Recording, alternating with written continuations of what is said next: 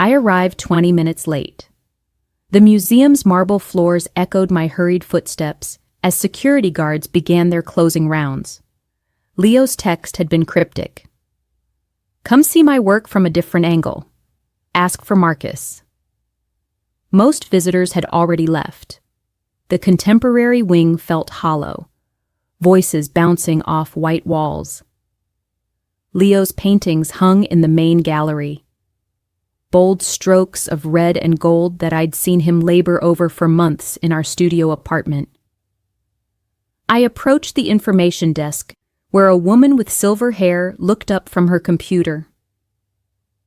"The exhibition is closing, miss. I'm looking for Marcus. My husband Leo Brennan asked me to—" "Ah." Her expression shifted. She reached beneath the counter and handed me a small keycard. "Third floor, service elevator." The keycard felt warm in my palm. I'd never seen one like it, matte black with no visible markings. "What's this for?" "Marcus will explain everything." She returned to her screen, dismissing me with practiced efficiency. I rode the service elevator up, studying my reflection in the polished steel doors. My dark hair was windswept from rushing across town, my jacket wrinkled from the subway ride. Whatever Leo had planned, I wasn't dressed for it. The third floor was dimmer than the public galleries below. Fewer lights, more shadows.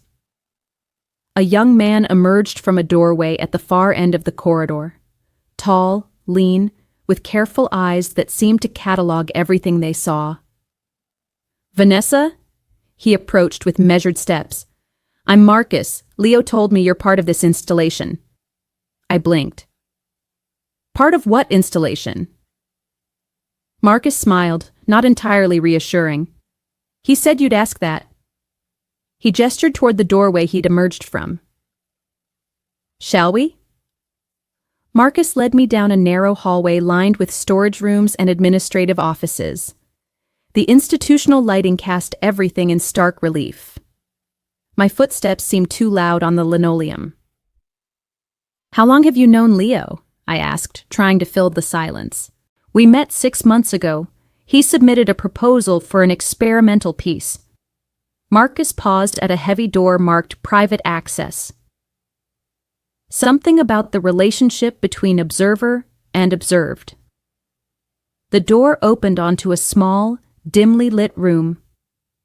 In the center stood a simple wooden table, maybe 4 feet square. 2 chairs faced each other across its surface. The walls were painted deep charcoal, and a single spotlight created a pool of warm light over the table. "This is it?" I looked around, confused. "Leo's installation?" "Part of it." Marcus moved to stand beside one of the chairs. "The piece explores intimacy in public spaces, how behavior changes when we know we're being watched." I felt a chill run down my spine. "Watched by whom?" Marcus gestured toward a corner, where I now noticed a small camera mounted near the ceiling. Its red recording light blinked steadily. "The documentation is essential to the work," he explained. Leo was very specific about that.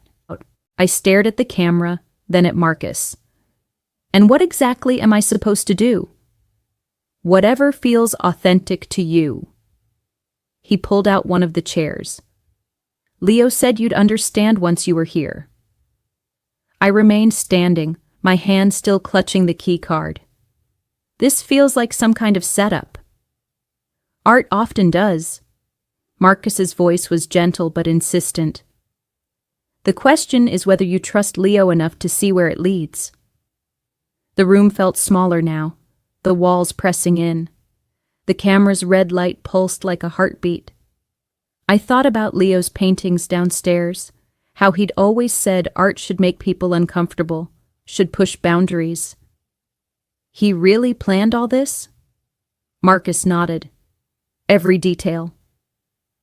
I sat down across from Marcus, the table between us feeling both intimate and formal. The spotlight above created a circle of warmth while the rest of the room fell into shadow. "So now what?" I asked. Marcus reached into his jacket and produced a small white receipt, which he placed on the table between us. "This documents your participation, a record that you chose to be here." I picked up the paper. It was simple: date, time, location. At the bottom, Leo's signature next to a line marked artist. Below that, an empty line labeled participant. "You want me to sign this?" "Only if you want to continue." The camera hummed softly in the corner. I could feel its lens focused on us, recording every gesture, every choice. This was what Leo meant about seeing his work from a different angle. I wasn't just viewing art, I was creating it. "What happens after I sign?" Marcus leaned forward slightly. "Then we explore what it means to be deliberately intimate in a space designed for observation." The word intimate hung in the air between us. I understood now why Leo had chosen Marcus. He was attractive in a quiet way, with intelligent eyes and careful hands. Someone who could be trusted with this kind of experiment. I picked up the pen Marcus offered and signed my name on the receipt. The ink felt permanent, irreversible. "Good." Marcus folded the receipt and tucked it away. "Now we begin." He stood and moved around the table until he was standing beside my chair. I tilted my head back to look at him, hyper-aware of the camera capturing every angle. "Leo said you'd been feeling disconnected lately, from him, from your life." It was true, though I'd never told Leo that directly. How did he... Artists notice things. Marcus's hand came to rest on my shoulder. They see what others miss. His touch was electric. I'd been married to Leo for 7 years, but this felt different, charged with the knowledge that we were being watched, that every moment was being captured and preserved. Marcus's fingers traced along my collarbone, deliberate and slow. I closed my eyes, letting myself sink into the sensation. When I opened them again, he was watching my face with the same intensity I'd seen in Leo when he painted. "You're beautiful," he said simply. The words shouldn't have affected me so much. Leo told me I was beautiful all the time. But hearing it from a stranger, in this strange room, with that camera recording everything, it felt like a revelation. I stood up, closing the distance between us. Marcus didn't step back. Instead, he cupped my face in his hands, thumbs brushing across my cheekbones. "Are you sure about this?" he asked. I thought about Leo downstairs, probably watching the security monitors, seeing everything we were doing. The idea should have horrified me. Instead, it sent heat racing through my veins. "Yes," I whispered. What followed belonged to the shadows and the spotlight, to the space between art and life where boundaries dissolved. The camera captured it all, the moment I stopped being Leo's wife and became something else entirely. A participant, a collaborator, a woman discovering what it meant to be truly seen. The table became a stage, the room became a world. Marcus became everything Leo had wanted him to be, careful, attentive, present in ways that made me forget about the watching eye in the corner. Time moved differently under that spotlight. Minutes stretched into hours, or maybe hours compressed into minutes. I lost track of everything except the immediate reality of skin and breath and the knowledge that I was finally, completely alive. Afterward, we sat in silence for several minutes. The recording device continued its quiet work, documenting the aftermath as thoroughly as it had captured everything else. I felt changed, transformed by the experience in ways I couldn't yet name. Marcus handed me my jacket, which had somehow ended up on the floor. His movements were gentle, respectful, the same careful attention he'd shown throughout.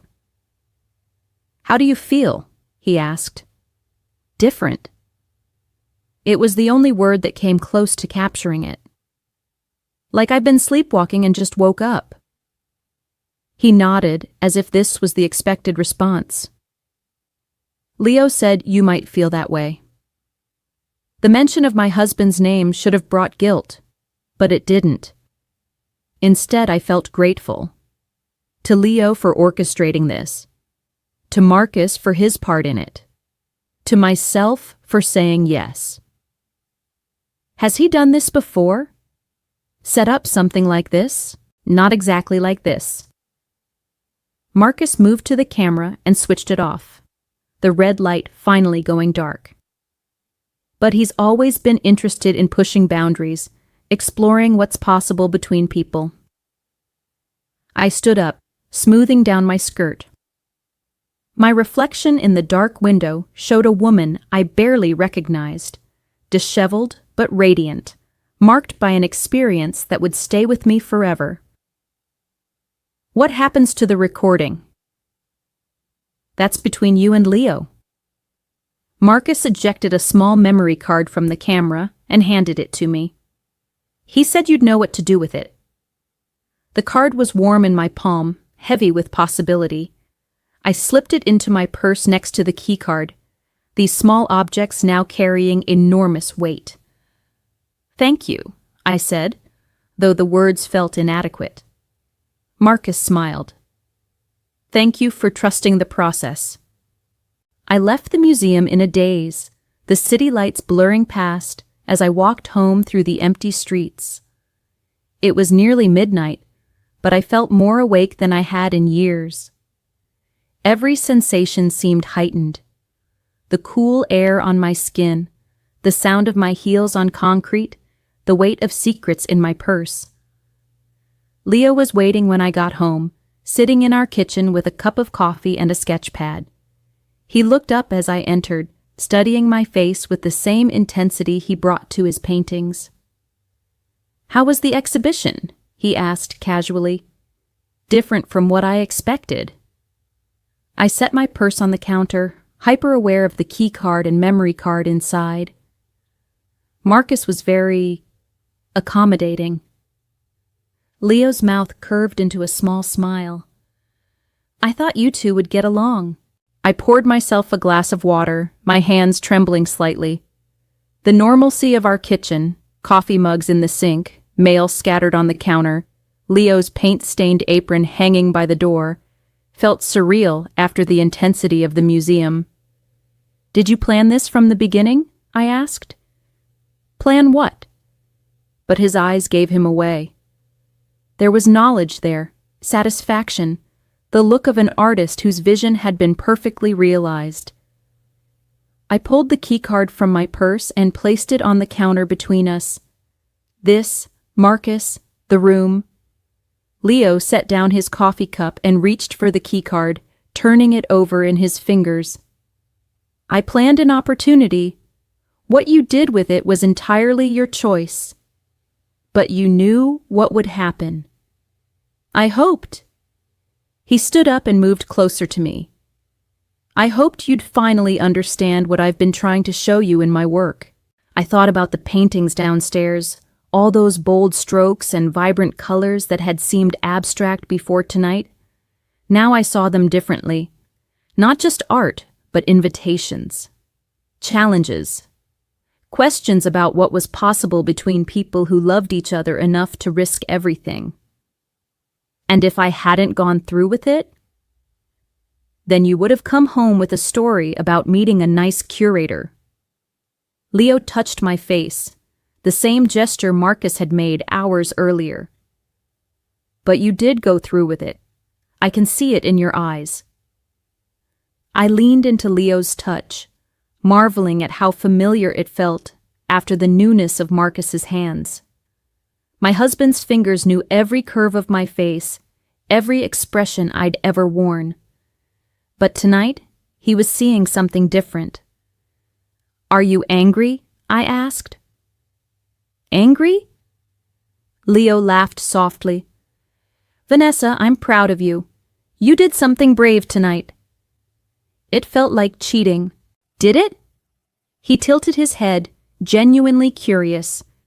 Or did it feel like becoming who you really are? I considered this. The guilt I'd expected hadn't materialized. Instead, I felt expanded, like I'd discovered new rooms in a house I thought I knew completely. I don't understand how you can be okay with this. Leo moved to the window, looking out at the street below. Do you remember when we first met? You were so afraid of everything, taking risks, being seen, standing out. I fell in love with the person I glimpsed underneath all that fear. I did remember. 7 years ago, I'd been working at a gallery, hiding behind the reception desk, watching other people live their lives while I played it safe. Tonight, Leo continued, you let that person out. You let yourself be seen completely, without reservation.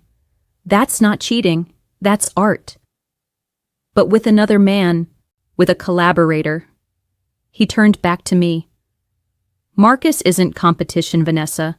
He's a brush, a canvas, a tool we use to create something beautiful. The way he said we made my breath catch. We? Leo smiled, that same satisfied expression I'd seen earlier.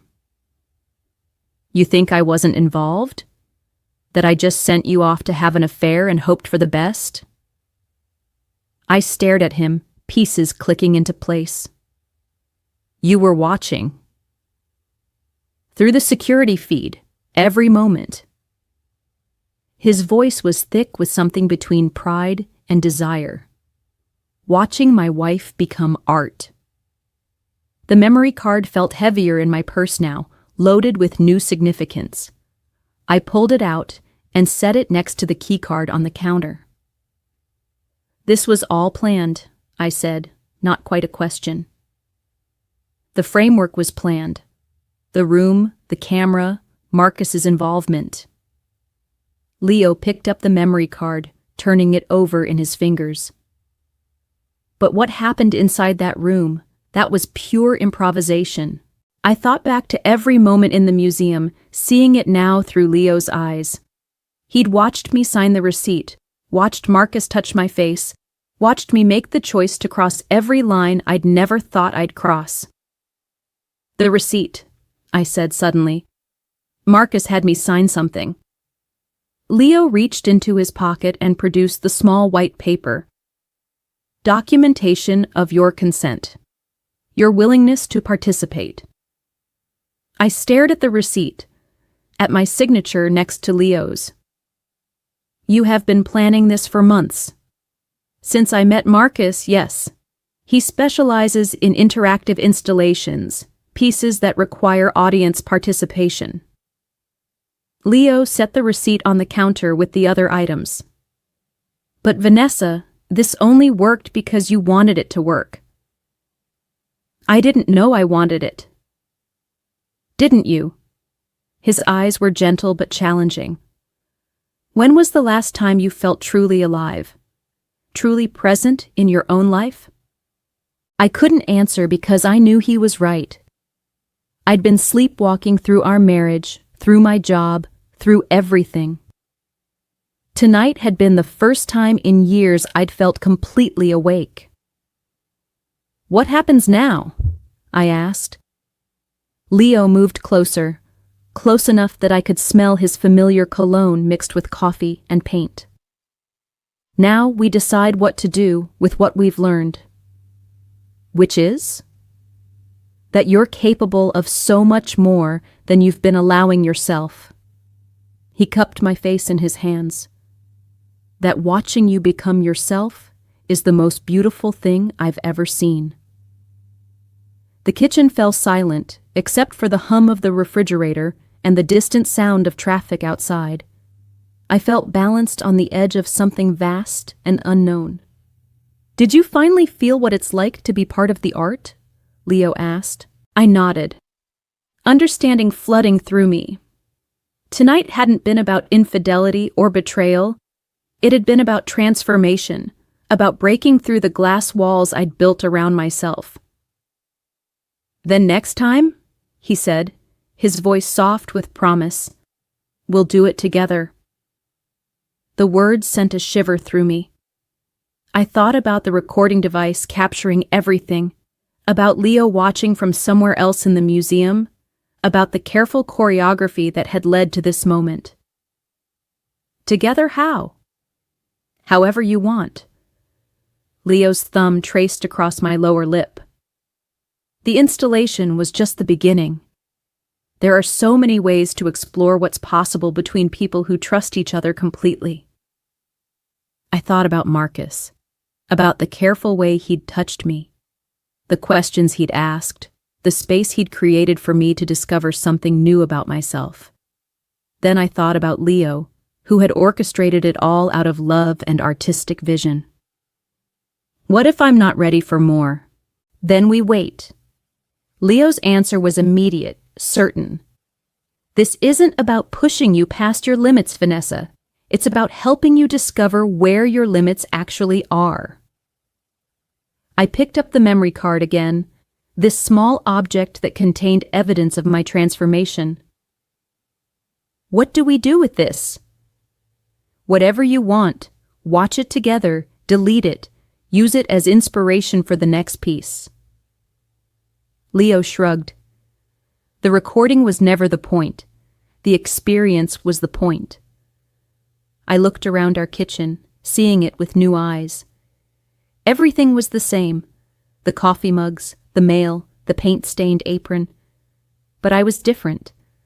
The woman who had left for the museum hours ago no longer existed. "I love you," I said, meaning it in a way I hadn't for years. "I love you too." Leo pulled me closer.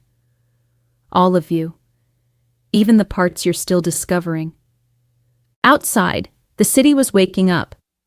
Dawn light filtered through our windows, painting everything in soft gold.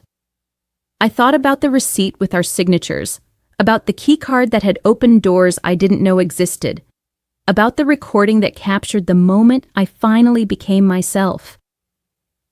Leo was right. Next time, we would do it together. And there would be a next time, because tonight had shown me that the boundaries I'd believed in were just illusions, walls I'd built out of fear. Now those walls were gone, and the view was extraordinary.